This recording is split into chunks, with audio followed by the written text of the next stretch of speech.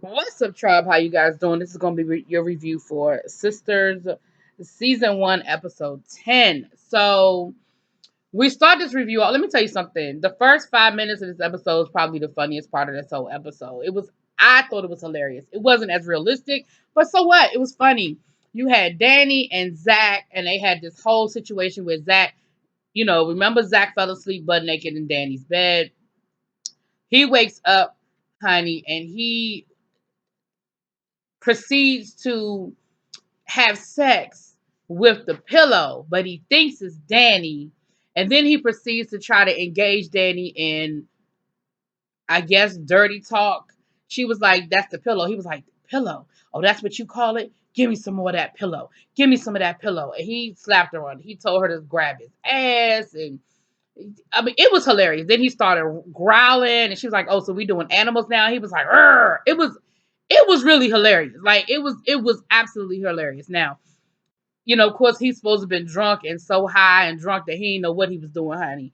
But next thing he did his business. Like, shouts out to the color purple. He did his business, but he was doing his business with the pillow. Technically, he did not have sex with Danny. Did they sleep together? I guess technically they did. Um, then she ends up pushing him off the bed and she proceeds to go to sleep. Now, the next morning, she wakes up and he doesn't know what happened. I'm sure he knows something went down. And she allows him to believe that they had sex. And I kept waiting for her to be like, "Psych, boy, nothing happened." No, no. He continued to think that they had had sex together. And she let him continue to think it. And he was like, "Oh my gosh, like, you can't tell anybody. You can't tell, your friends." And she was like, "Why?" He was like, "Come on, you know why? Like, stop it. Like, I can't believe." He was like, "Why did you let it happen?" She was like, "Let it happen? What are you talking about? We had a good time." I mean, she was playing it up. Then she went on to tell him that there was a sex tape. He was like, "Oh my gosh, you gotta delete that." She was like, "Oh no. I need to keep it so I can relive the moment." She is playing this whole thing up and she, lying through her teeth. She is still, again, she's hurt. I still don't understand why she hurt. Because, like I said, I feel like the same thing that man told you them women said, they said to your face. And when you confronted them, they said it to your face again. Now, if you're mad because they feel that way, then you need to change some of your behavior because what they said wasn't wrong. And it's clear that even though they have some misgivings about how you act, they're your friend anyway. So I'm just not understanding what her issue is. They think she always broke, but yet they always include her when they go out. So they know, well, we inviting Danny. So y'all know that means we're going to have to pick up Danny's tab. But they still invite you to come with them, which means that they enjoy your company. They um they still they say that you ghetto, but they still have you hanging out with them. They still tell you what's going on with them. Like, I don't understand what the issue is, but anyway, we'll get back to that, honey. So then we had Ronnie and Gary. Ronnie said, "Look, I tossed and turned all night. The only solution I can come up with is you need to go back home to your wife. You go back home to your wife. You let her think everything is all good in the hood. And I move on and get into some other cases at work. You let her think everything is all good. And then you file for divorce. And when she calls to come back, I'll find a way to get out of it." Because here's what I don't understand, Danny. If she comes back to you and wants you to take her case, your boss has already made it clear that he doesn't care what conflict you have. He doesn't care what ethical breaches you're making. He don't care about none of that. None of it. He still wants you to represent this woman. So I don't understand how your deal is supposed to work. I don't know. But of course, Gary is like, "Are you serious right now?" And I'm feeling you, Gary. You've been begging me to leave this woman. I finally leave her, and now you telling me go back. What games are you playing? And of course, he jumped straight to, "It's him, isn't it? It's that other guy you met the other night. It's somebody else." And she was like, "No, it's nobody else." Which she is sort of checking for old dude. She does like him a little bit, but she was like, "No, this is me trying to make sure I keep my damn law license. This is me trying to make sure I don't lose everything that I've worked hard for because of this." And then if it don't even work out, then I'm ass out and you doing what you do. So then he said, well, I'll help you start your own law firm. Like you can go into private practice. I'll fund it for you. I'll take care of it. And she was like, yeah, no, that's not what I want. I don't want to go into private practice. I like my job. I worked hard for my job and I'm not ready. Like I don't have a clientele. I'm not ready for private practice. So then he says, well, why don't you just go and have some babies? She said, yeah, I didn't go to school for as long as I went to school and do all the things that I did to end up a housewife. Like, no disrespect, but that's not what I want. I don't want to be a housewife. And so then they end up getting into an argument about that when she was like, so is that all you see me as? Like, you just see me as, a housewife type situation. And so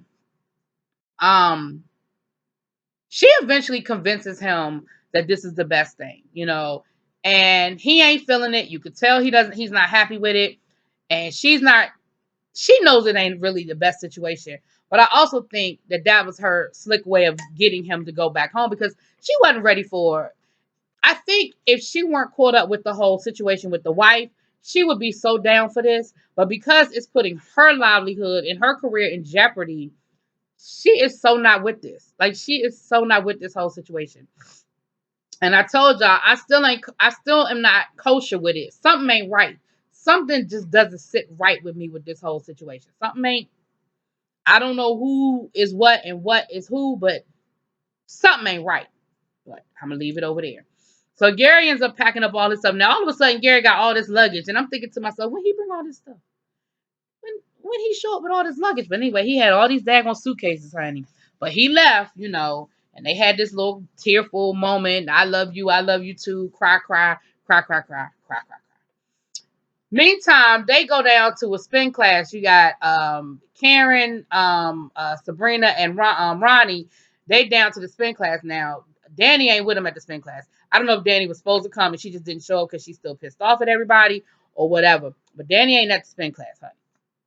So they are talking, and Sabrina is telling them how everything went down the night before. That this time it wasn't red panties, this time it was yellow panties. Karen is like, look, Ray Charles can see that this man is gay. Why are we still having this conversation? It is what it is. The man gay, leave him alone. Ronnie is like, look, I'm not so sure that he's gay. I don't see what the big deal is about the underwear. If he likes to wear lace underwear, so what? That doesn't automatically put him in a DL category for me. And poor Sabrina is just in the middle. Because here's the thing. Sabrina likes him, and Sabrina wants to like him. But Sabrina is stuck on he's gay. Here's my thing. Whether he is or not, if it's this much of an issue, you just gotta let that thing go. You're gonna have to Tony Braxton this thing, let it go. But then they get ready to do their spin class, and the spin instructor is gay. Now I'm not gonna lie to y'all. When I saw the spin instructor and I saw that he was gay, I rolled my eyes because I was like, what is going on? Because he did the whole stereotypical, okay, y'all, let's go. And I was just like, he was like, all right, let's go, bitches. And I was like, what are we? Tyler, what are you, what? But anyway, moving on, honey, moving on. So when they get done with spin class, they see, oh boy, Stephanie's dude with Dwight. That's her guy from the job, right? He's helping him work out. But of course, it looks absolutely horrible when they walk up on them because they're doing squats and he's standing behind him, helping him squat. And Dwight is, of course, doing the most and being all extra with the squat and everything. And so, of course, they're just like, see, Karen was like, hello, like, if you need any more proof that this man is gay, I don't know what else to tell you. And so they end up leaving Sabrina there to have the conversation. And Sabrina's talking to the man. And, he finally tells her, she was like, well, basically she tells him, look, I want to like you, but I just can't let go. And he said, well, look, I'm not going to stop being who I am. I'm not going to change who I am for anybody. And even Dwight tried to tell him, like, look, dude, you just got to go buy you some boxer briefs. Like, You know them, you know those draws are extra. You know you're doing too much with the draws. And he was like, look, I just don't, I wear what I like, I dress how I like, and I'm not going to be anybody different or dress any different for anybody. And that is what it is. And he tells Sabrina, she said, well, why don't you come over tonight and let's talk? He was like, yeah, nah, I don't think so. She was like, for real, you really not coming over? He was like, yeah, no. She said, he said, look, I'll see, but nah, I doubt it. Nah, I doubt it. Um, and I feel like that's what needs to happen. He just needs to walk away. Like, clearly you are who you are, whether you are gay or not. You are who you are. She is who she is, and y'all just don't meet in the middle. Like, y'all just don't mesh. There's no connection for y'all in the middle. And it's okay. That's what happens. It's okay. Back into the locker room, the ladies meet back up in the locker room, and I feel like they had the same conversation again. Sabrina reiterates the conversation she had, and they sort of go over the whole situation again. Now, come to find out, the spin instructor, who we know is gay, he knows old dude. And so Sabrina is like, well, I don't know how they know each other. We keep running there. He keep knowing all these gay people. What's up with that? And so Karen said, well, ask him. Like, ask the spin instructor, how do you know him? What's your relationship? Like, what's really good? And at first, of course, yeah, I know Sabrina. Sabrina's like, I can't do it. I can't do that. I can't do that. I can't do that. But she ends up doing it. So she ends up asking about him. And the spin instructor tells him, like, look, well, I think he's seeing somebody. So I think that made her happy for a second. Like, oh, he is? He said, yeah, I think he's seeing the guy that's working on his house. So, of course, she was like, oh, so he is gay? The spin instructor was like, girl, did you really have to ask me that? He said, oh, you liked him, huh? And she was like, so he tries to hook her up with the masseuse, talking about something. I'm gonna hook you up with somebody that's straight and single, and he tries to hook her with the masseuse, and exchange phone numbers and everything. But of course, y'all know she in her feelings because she really did like old boy. Now, down to the law firm, Ronnie has had a full day, okay? She done broke up with the boyfriend, sent the boyfriend back home to his wife. She done went to spin class. Now she's at work, and people keep showing up that don't have appointments. So the first person that shows up without an appointment is, what's the old boy name? What's his name? The guy that liked Karen, the one that came in there to divorce his wife. He comes down there because he wants to make sure that the divorce went through or whatever. And she was like, yeah, but you really could have just called my clerk for that. You didn't need to come down here, especially without an appointment. He was like, yeah, you're right. He said, I want to talk to you about talking to your friend. And she was like, excuse me? He said, I really, he said, I really do like Karen, and I think Karen's a good person. However, Karen just don't know how to talk to people. And as her friend, you know, I really hope that you could talk to her about how she talks to people. And she was like, well, what do you mean how she talks to people? He said, she needs to understand that she can talk to people without tearing people down. And so, Ronnie's like, why don't you talk to her? How about that? He was like, I mean, I could, but I know what he wanted to say was, I've tried. I keep getting cussed out for that for trying. But she was like, I'll, all right, I hear you. So then she said, well, how's your wife dealing with the divorce? And he said, not that well, but, to be honest with you, that's just not my concern. She said, okay, that's cool. He said, all right, she said, next time, make sure you have an appointment. And he rolls out. So she calls Karen to let Karen know how the conversation went. And she does try to talk to Karen a little bit about it. And of course, Karen was like, well, what are you trying to make this out to be my fault? So what you trying to say? I was wrong for how I talked to Zach? And she took a step back. Because I feel like Ronnie agreed with him. But Ronnie, because this is not Ronnie tried to talk to her about it last week too. But Karen, now I don't think that how Karen talked to Zach justifies Zach cheating on her. But I do feel like that the way they talk to each other probably contributed to the problems in their relationship. I'm not making no excuses for him stepping out, but I'm just saying maybe there was some, whatever. Um, then the second visitor she had was Henry, I believe that's his name. Um, the lady that worked there, her grandson, he bought her some baked goods that came from grandma, and then he asked her out. And she told him no, that she was in a relationship, and he was like, oh, because I know I'm probably not your type. You seem like the type of person that dates the owner of the construction company, not the worker. And she was like, don't sell yourself short. I mean, honestly, I'm in a relationship right now, but I feel like she gave him sort of like the wink, wink, nod, nod, like, I could be interested if I didn't have something else going on. And so, they had a good conversation or whatever. And then she opened up the card from grandma. Grandma was like, don't say no. Go out with my grandson. Here's his phone number. So Henry, that's his name, Henry. It was not Andre. Y'all know I be making up names for people. Henry is his name though. Then her third visitor is the detective, the private detective that's following Gary around. That private detective showed up with an attitude. And I knew then, I said, this ain't good. Because she done walked in the door with an attitude, honey. And baby, oh, she got proof. She has pictures of Ronnie with Gary. She said, oh yeah, we got some things we need to talk about.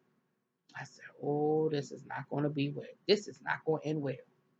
So that's where that ended. Now over to Danny's apartment. Sabrina stops by Danny's apartment because I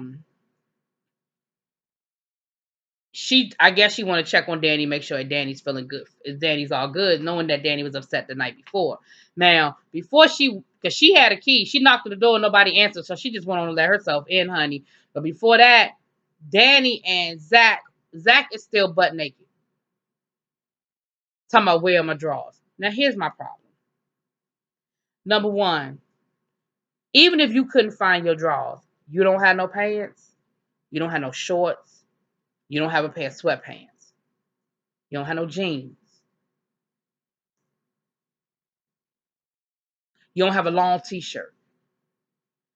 You just gonna sit in the kitchen, butt ass naked. Number two, even if you can't find the drawers you had on the night before, you only got one pair of drawers.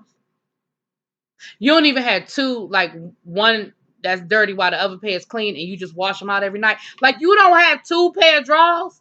Which brings me back to my first question, because if you the type of person that likes to go commando and you don't have a lot of pairs of drawers, I know you got some pants. I know you got some shorts. Like you really didn't need to be sitting there naked. That's my point. You really had options. But neither here nor there, honey. When Sabrina walks up in the door, he is sitting in the kitchen naked. And Danny is refusing to tell him where his underwear are. She finally tells him his underwear in the top drawer. And Danny, makes the proclamation to Sabrina in front of Zach. Yeah, we slept together. And of course, Zach is like, oh my God, like, why are you telling her? And Sabrina is like, are you serious? She said, yeah. And she did the same thing with Sabrina that she did with Zach, honey. She let her believe that they slept together. She said, because you know me so well, right? Like you know all about me. Sabrina was like, are you still mad? Like, are you? She said, no, I'm not mad. No. She said, well, I can't believe, like, you really slept with him, like, for real. You really slept with him? And she said, yeah. And it was good. And I got the sex tape and I'm going to send it to Karen. Sabrina was like, stop. She said, you're going to really regret these decisions when you and Karen make up. She was like, forget Karen. I'm not making up with Karen. Forget all of y'all. And Sabrina, you can see Sabrina is so disappointed and so hurt because she knows that first of all, him staying there was crossing the line. But if you actually slept with him, which we know she really didn't, but the fact that you allowing everybody to think that y'all slept together, that's a line that you can't erase that line. And you're starting the narrative. It's not like they believe it happened and they're thinking the worst of you. You're telling them that it happened. And you can't unring that bell. Like, if somebody tells me they did something and now they want to come back later and tell me they didn't do it, the likelihood is that I'm going to believe what they told me the first time. Like, I'm not going to be like, oh, she was lying. Nah, I'm going to be giving you that side eye like, she said she slept with him. I mean, what am I supposed to not believe what you telling me? Anyway, honey, that's how it went down. Y'all let me know what y'all think. Drop it in them comments, please.